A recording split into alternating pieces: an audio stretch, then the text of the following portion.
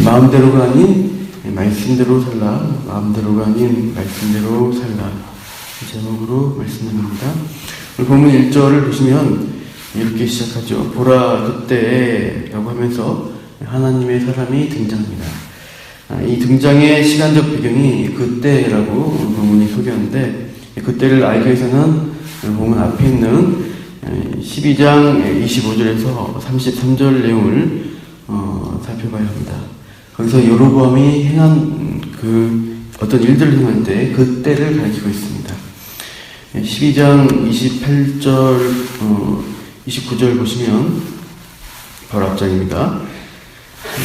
거기서 두 금송아지를 만들어서 29절에 북이스라엘의 가장 남쪽 베델에 또 가장 북쪽의 단에다가 그 금송아지 우상을 두게 됩니다. 그리고 31절을 보시면 이 제사의 일들을 수행하는 제사장이 레위 자손이 아니라 그냥 아무 백성이나 자원하면 다 제사장으로 세웁니다. 그리고 32절에 보시면 8째 달 15날로 절기를 정합니다.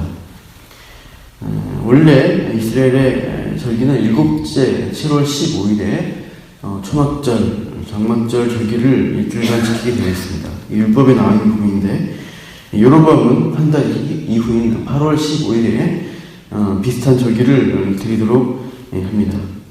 그것도 이제 32절 마지막 보시면 베델의 그 금송아지에게 제사 드린 방식으로 드리게 하는 것이죠.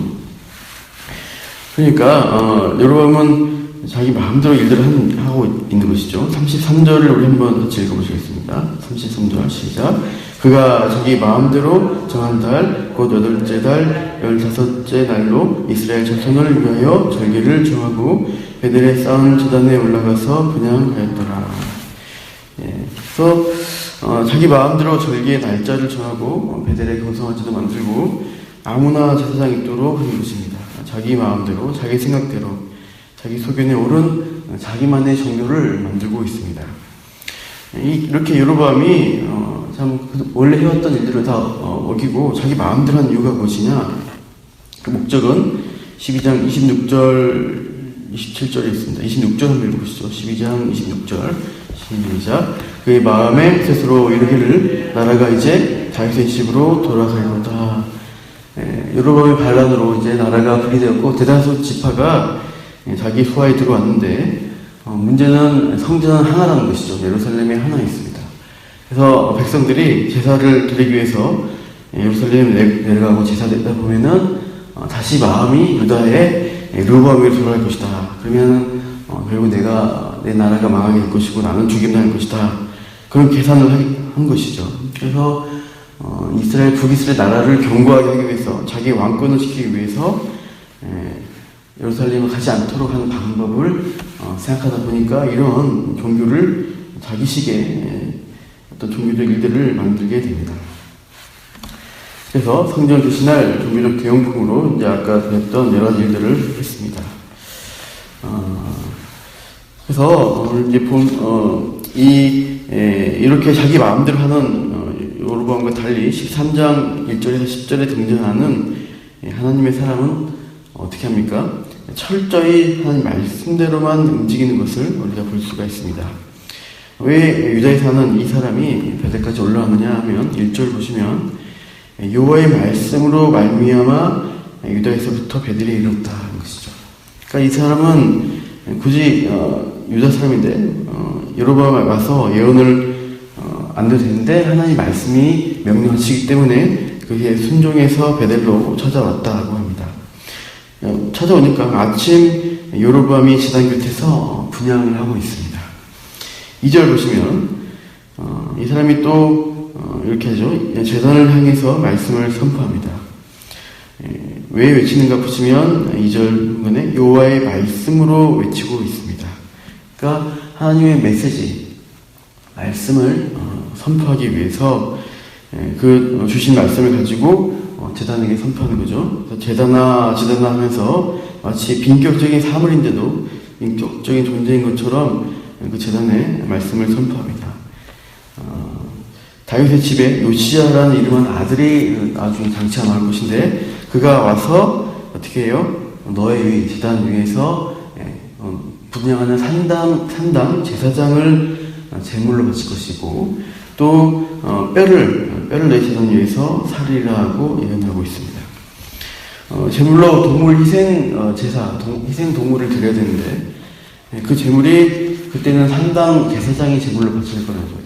이 제사장 집전하는 그 사람이 바칠 것이고 또 그 이스라엘 율법의 시체는 뼈 같은 것들은 부정한 것입니다. 굉장히 거룩한 것을 부정하게 만드는 것인데 그런 시체, 유해를 제단 위에서 살게 된다고 합니다. 그래서 제단을 굉장히 모독하고 부정하게 만드는 그러한 일들을 행하게 될 것이다. 제단에 대한 어떤 굉장히 부정적인 심판에 대한 메시지가 선포가 됩니다. 그리고 그가 전한 이 메시지가 확증되는 방편으로 징조, 어떤 현상을 예언을 또 하게 됩니다. 3절 보시면 그가 징조를 들어 이르되 이는 여호와께서 말씀하신 징조라 하면서 선포하죠. 제단이 갈라지며 그 위에 있는 재가 쏟아질 것을 말씀합니다. 그래서 보시면 실제로 이 사람이 그렇게 여호와의 말씀으로 이 징조를 또 선포를 하게 됩니다. 여로보암 마음대로 하는 이 제사와 종교 행위를 하나님이 거부하신다는 뜻을 표현하는 것이죠. 그래서 여로보암은 이 선포 앞에, 심판의 선포 앞에 왕의 권력으로 이 하나님의 사람을 억제하려고 하는 것입니다. 4절 보시면 제사 분양을 하다가 손을 펴서 그를 잡으라 이렇게 명령을 합니다. 그러니까 저 사람을 잡으라고 아마 손가락질 했던 것 같아요. 저 사람을 잡으라 이렇게 딱 집었는데 그 순간 여로보암의 그 편 손이 말라버렸다라고 하는 것입니다. 일종의 마비가 와서 손을 더 굽히지 못하고 그냥 편 상태로 굳어버린 것이죠. 그래서 그런 현상이라고 동시에 징조가 나타났는데 아까 말씀하신 대로 제단이 갈라지고 재가 쏟아지는 일이 현상이 일어나게 됩니다. 이렇게 되어진 일을 보면서 여로보암 마음에 이 사람, 이 하나님의 사람이 보통 사람이 아니구나 하는 것을 깨닫는 것이죠. 제대로 깨닫으면 회개하는데 회개하는 것이 아니라 어떤 능력 있는 사람이구나 정도로 깨닫고 그래서 이 여로보암의 말투가 바뀝니다. 그를 잡으라 할 때는 당장 죽일 것처럼 무섭게 아마 명령했을 것입니다. 그러나 징조가 이루어지고 자기 손에 그 사람의 말로 자기 손이 이렇게 굳어진 것을 보면서 이 여로보암의 말투가 공손해지는 것이죠. 6절 보시면 이렇게 말합니다. 청하건대 하면서 간청합니다 하면서 제발 나를 위해서 하나님께 은혜를 구해달라. 그래서 내 손이 다시 성하도록 온전히 되도록 기도해 주십시오. 이렇게 공손하게 말하고 있습니다. 사람이 얼마나 감사한가를 볼 수가 있어요. 자기 이득과 관련이 없을 때는 무시하고 외면하고 대적했는데 긴급하게 필요하니까 사람을 대한 태도가 순식간에 바뀝니다. 그래서 은혜를 그 하나님의 사람이 구하고 이 왕의 손이 온전케 됩니다. 7절 보시면 왕은 이 하나님의 사람에게 조금 더 적극적인 모습을 보여주고 있습니다. 나와 함께 집에 가서 쉬라. 내가 너에게 예물을 주리라. 먼저 오느라고 힘들었을 텐데 내 왕궁에 가서 편히 쉬십시오. 이렇게 또 얼마나 왕궁이 좋겠습니까? 잘 쉬게 하고 또 좋은 음식 먹고 또 집에 온다면 예물도 드리겠다라고 이제 여러 가지 당근을 제시합니다. 금은보와 보물을 줄 테니까 나와 함께 갑시다. 이렇게 하나님의 사람을 회유합니다. 가서 말씀 듣고 회개하겠다 이런 태도가 아니죠. 이런 능력 있는 종교인이 나와 함께하면 나 여로보암이 세운 이 종교가 더 강력해지지 않겠냐. 나와 함께 달라. 어떤 일종의 포섭을 하는 것입니다. 그러나 하나님의 사람은 또 한 가지 하나님 말씀을 말미암은 메시지가 있었습니다. 9절 보시면 이렇게 있죠. 여호와의 말씀이 내게 명령하여 이르시기를 떡도 먹지 말고 물도 마시지 말고 왔던 길로 되돌아가지 말라 하셨습니다.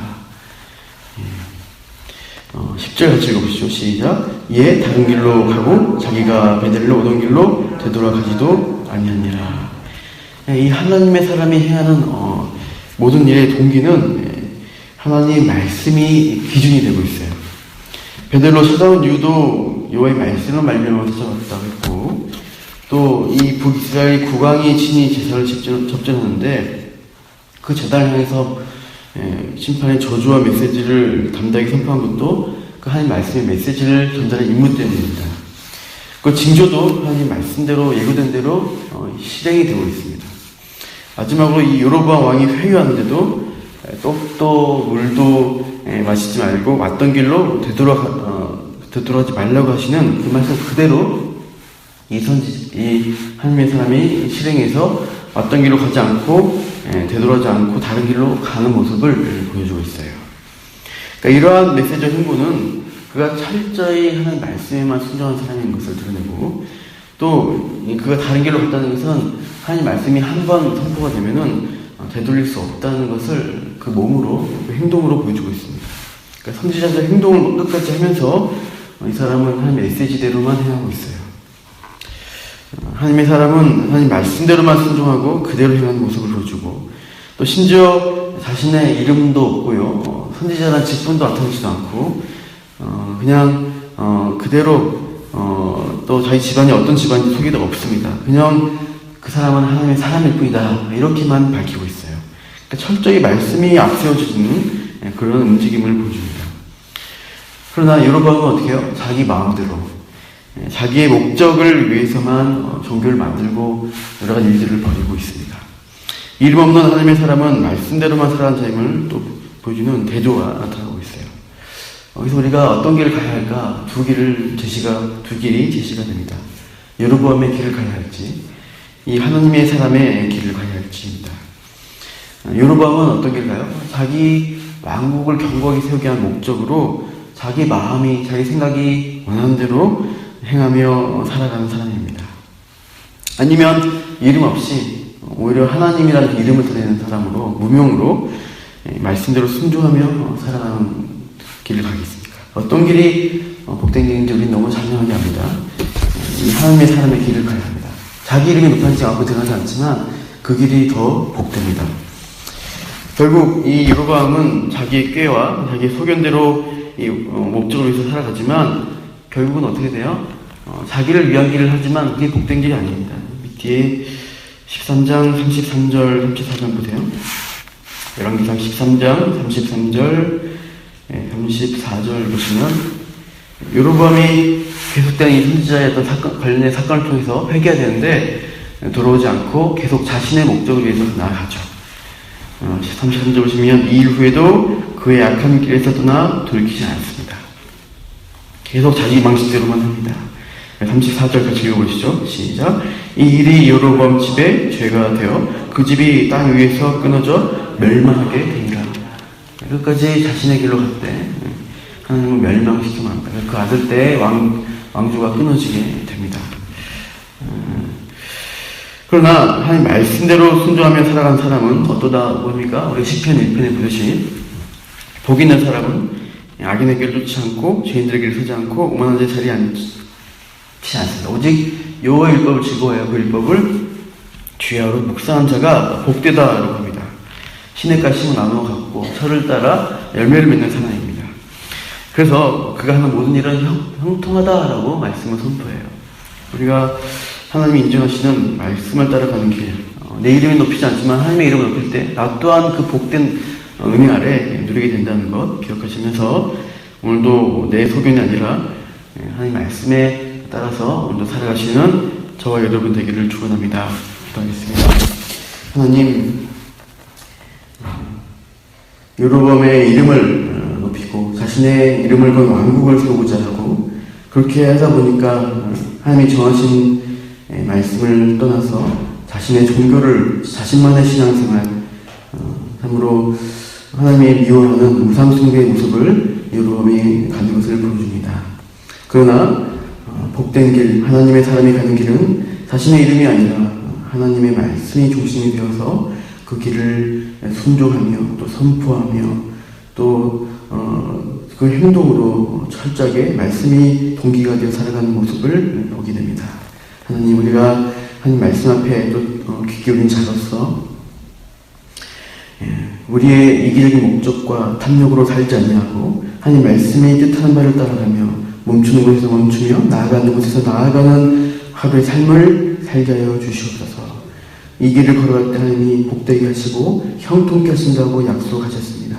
하나님, 이것을 기억하며 오늘도 그 하나님 말씀이 우리를 살리고 복되게 하고 그 생명 충만히 주신다는 것을 기억하게 하시고 그 생명 누리는 오늘 하루로 인도하여 주시옵소서.